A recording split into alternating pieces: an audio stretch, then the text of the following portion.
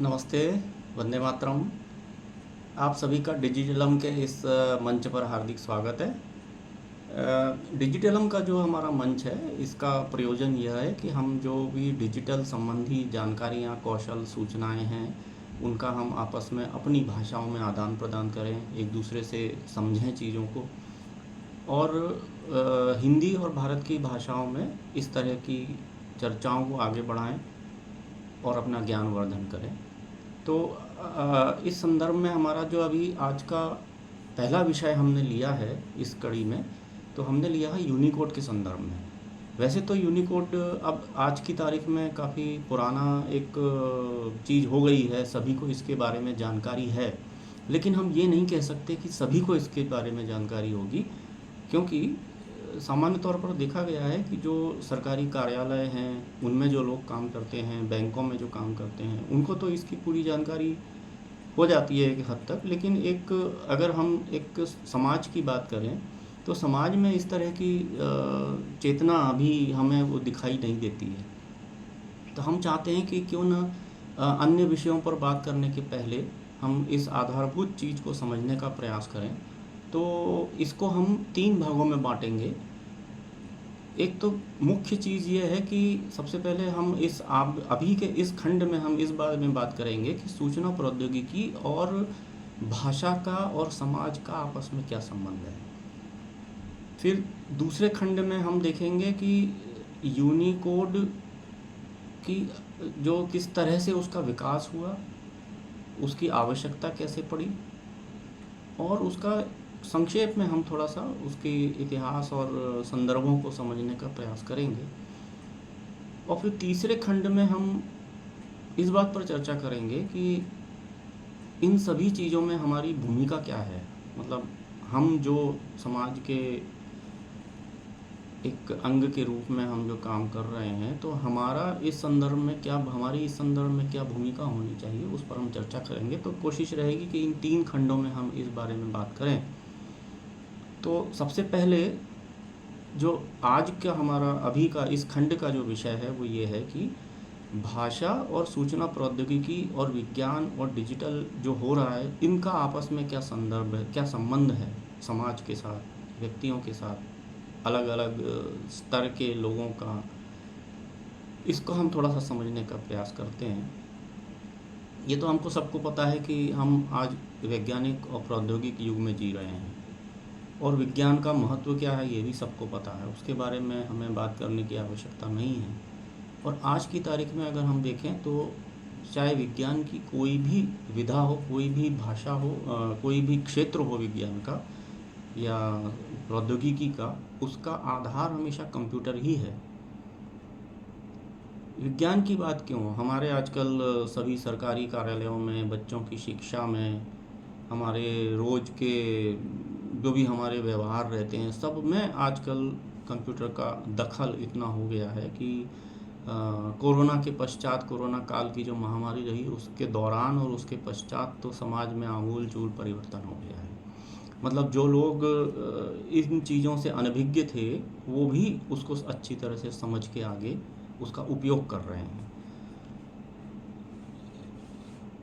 ये उपयोग तो सभी कर रहे हैं, लेकिन अगर हम ये कहें कि क्या वे उसमें पूरी तरह से सक्षम हैं, क्योंकि अभी जैसे यूपीआई वगैरह का जो उपयोग चल रहा है, आप देखते हैं कि छोटे छोटे सब्जी के ठेलों पर छोटे छोटे दुकानदार, सभी लोग इसका उपयोग कर रहे हैं, और भारत की जनता ने इसको बहुत अच्छे तरीके से लिया है।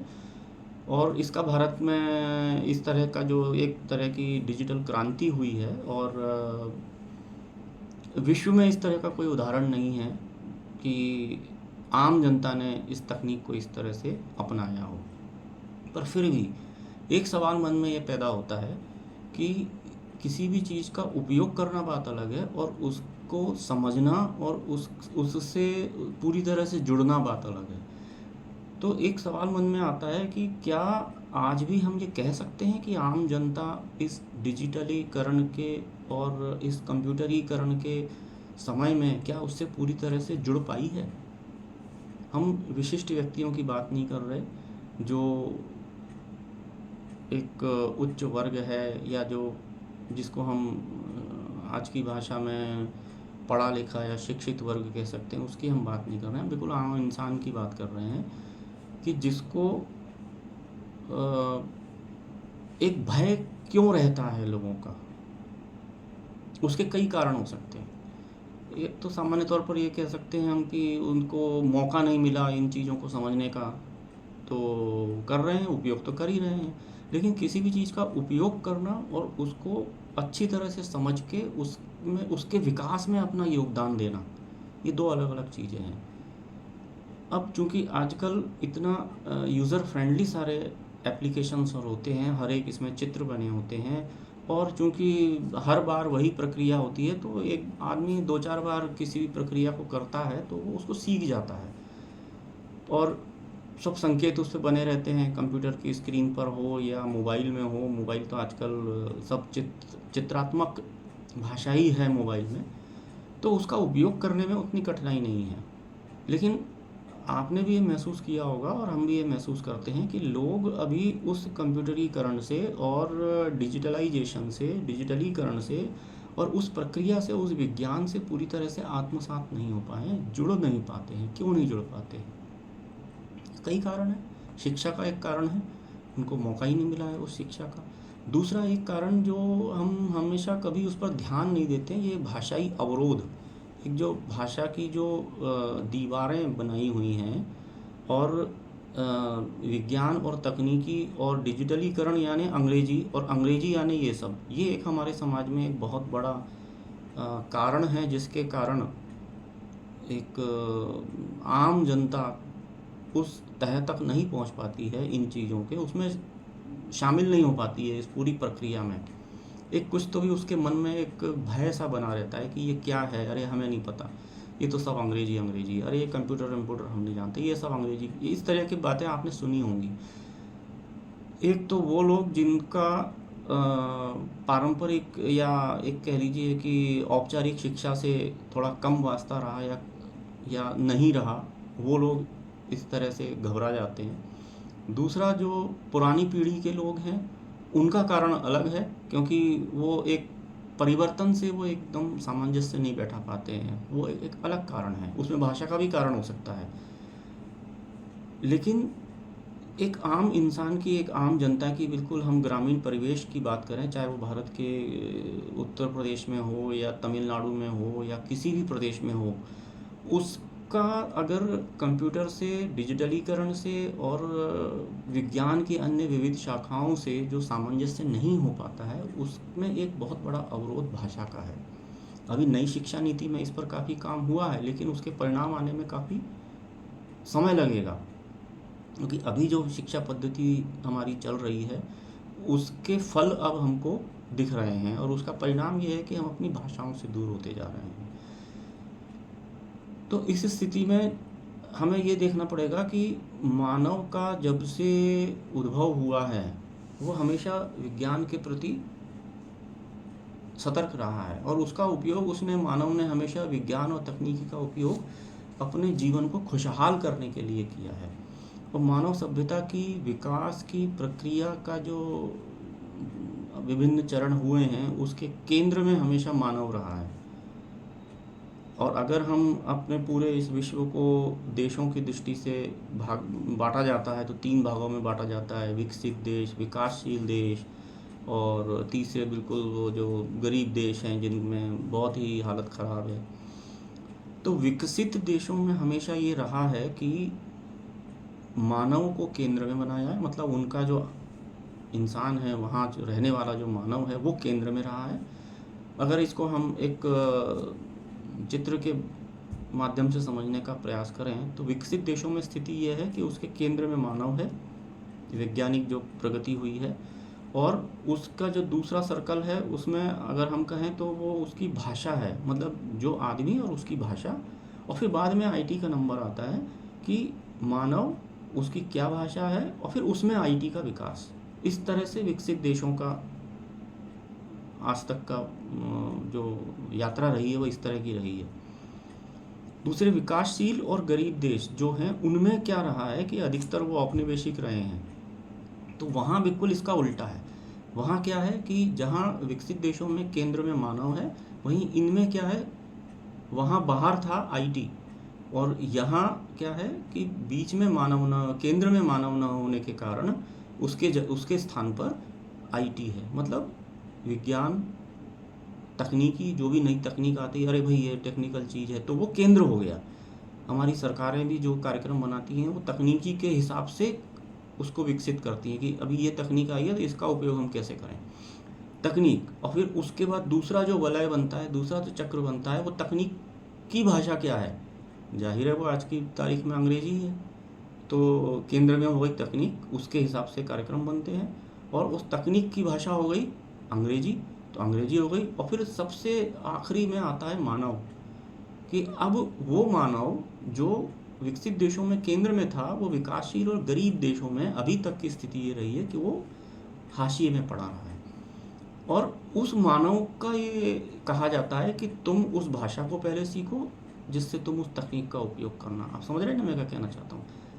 विकसित देशों में है कि मानव, फिर उसकी भाषा और उसमें तकनीक। और हमारे यहाँ क्या है कि तकनीक, उसकी भाषा और वो मानव। तो मतलब मानव को ये कहा जाता है कि तुम वो भाषा सीखो, और वो क्यों सीखो, क्योंकि तुमको वो तकनीक सीखनी है। तो ये बिल्कुल उल्टा है, यहाँ पे हमको हाल देखने का मिलता है। और हमारे भारत में भी अभी तक यही चला आ रहा है। लेकिन हाल के दिनों में कुछ परिवर्तन हुआ है। अभी नई शिक्षा नीति में भी इसमें काफ़ी जोर दिया गया है कि विज्ञान और तकनीकी की भाषा, अपनी मातृभाषाएं हों, भारत की भाषाएं हों, काफ़ी काम हो रहा है। पर अभी तक की स्थिति ये थी, और अभी इसमें काफ़ी कुछ किया जाना है। अभी तो शुरुआत हुई है, और ये तो एक स्थिति की बात हो गई। अब उस स्थिति में क्या फ़र्क पड़ता है वो हमको थोड़ा देखना पड़ेगा कि सबसे अंत में स्थान हमारे यहाँ बेचारे मानव का आता है। होना ये चाहिए था कि जैसे विकसित देशों में होता है कि आम जन का ख्याल रखते हुए आम जन की भाषा में सूचना प्रौद्योगिकी का विकास करें, तकनीकी का विकास हो, डिजिटलीकरण हो, उसकी भाषा में हो, मनुष्य आम जनता की भाषा में हो। परंतु हो क्या रहा है कि अंग्रेजी में उपलब्ध विज्ञान और तकनीक में जो आम मानव फिट हो पाता है वो तो आगे चला जाता है, और जो फिट नहीं हो पाता उसको हम हाशिए पे डाल देते हैं। तो ये बिल्कुल उल्टी प्रक्रिया हो रही है हमारे गरीब देशों में और विकासशील देशों में। मतलब आम जन को हाशिए पर बैठा दिया गया है। अब इस पूरी पृष्ठभूमि में अगर हम केवल एक छोटा सा प्रश्न यहाँ छोड़ के जाते हैं, और अगले वीडियो में हम उसकी चर्चा करेंगे कि क्या संबंध है विज्ञान, कंप्यूटरीकरण का और भाषा का। ये तो हमने स्थिति पर चर्चा की, लेकिन कंप्यूटर और भाषा का क्या संबंध है। आप में से कई लोग इस चीज़ में पारंगत होंगे, जानते होंगे। लेकिन जैसा कि हमने पहले कहा कि हमारा जो मंच बनाया है हमने डिजिटलीकरण के लिए, जो डिजिटलम नाम से जो एक मंच बनाया है, इसका प्रयोजन ये है कि हम हर छोटी छोटी विषय पर चर्चा करेंगे, हर छोटी छोटी विषय को अच्छे से समझने का प्रयास करेंगे कि वो हमको कहाँ से प्रभाव डालती हैं। तो अगले वीडियो में हम देखेंगे कि कंप्यूटर और भाषा का क्या संबंध है, मानव भाषा का है या नहीं है, और अगर है तो क्या है, और नहीं है तो क्यों नहीं है, और जो स्थिति है उसका क्या प्रभाव पड़ रहा है। इस पर हम अगले वीडियो में चर्चा करेंगे। तो आप लोगों को बहुत बहुत धन्यवाद, आप लोगों ने इतना समय दिया, सुना, और आशा है आपको आज की ये जो हमने चर्चा की है ये पसंद आई होगी। अगर आपको पसंद आया हो और इसमें कुछ आपको कहना हो तो आप कमेंट्स में लिख सकते हैं, हम उसको भी अगले वीडियो में लेंगे। और अगर आपको पसंद आया हो तो इसको लाइक करें, शेयर करें, आपस में साझा करें, और जुड़े रहें। अगले वीडियो में हम मिलते हैं। वंदे मातरम। नमस्ते।